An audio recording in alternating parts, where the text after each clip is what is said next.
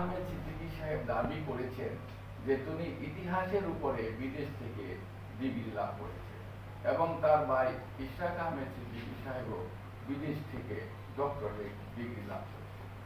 এবং তিনি ইরাদ আহমেদ সিদ্দিকী সাহেব বলেছেন, উনি একটি বই লিখেছেন, উনি একজন টিচার, কাজেই তাকে বিভিন্ন সময়ে পাগল বলে তার এই অপরাধগুলোকে মার্জনা করার চেষ্টা করা হয়, কিন্তু তিনি কিন্তু প্রকৃত পক্ষে কোনো পাগল নয়। পাগল হলে একজন লোক ডক্টরেট ডিগ্রি কিভাবে লাভ করতে পারে, সেটা আপনাদের কাছে আমার প্রশ্ন থাকে। ভাই যখন পক্ষে বলবে তখন সেটা ভালো, ভাই যখন অপরাধ করবে তাকে বাঁচানোর জন্য মরিয়া, আবার ভাই যখন বিপক্ষে বলবে, অপরাধ করবে, বলবে আমার ভাই পাগল। এই স্ববিরোধী আচরণ কোনো অবস্থাতে গ্রহণযোগ্য নয়।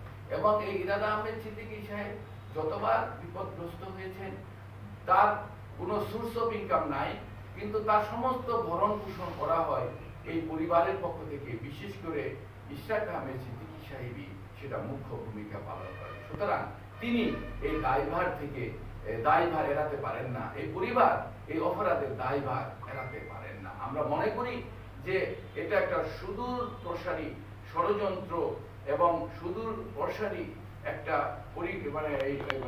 অপরাধ, পর্যায়ক্রমে এই ধরনের অপরাধ তারা সংগঠিত করছে এবং আগামী দিনেও করবে। এবং এই ধরনের ক্ষুদ্র ক্ষুদ্র ঘটনাই কিন্তু আমাদের 111-এর জন্ম দিয়েছিল। কাজেই আমরা মনে করি এই অপরাধটাকে ছোট করে দেখার কোনো সুযোগ নেই।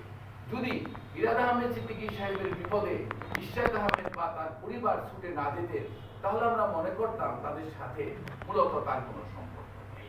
তাদের সকল সম্পর্ক আছে, পক্ষে থাকলে ভালো, বিপক্ষে থাকলে পাগল। এটা আর বাংলাদেশের জিয়া পরিবার, বিএনপি পরিবার, গাজীপুর 1 আসনের নেতা কর্মীরা মেনে নিতে পারে না। অনেক সহ্য করা হয়েছে, আর না, এরা আমরা প্রতিবাদ করতে মাঠে নামবো এবং আমাদের দলের হাইকমান্ডের কাছে আমাদের মিনতি থাকবে, এই ধরনের অপরাধ যারা করে, জিয়া পরিবারকে নিয়ে কটূক্তি করে, তারা ক্ষমার উপযুক্ত ব্যবস্থা তাদের জন্য অপরিহার্য।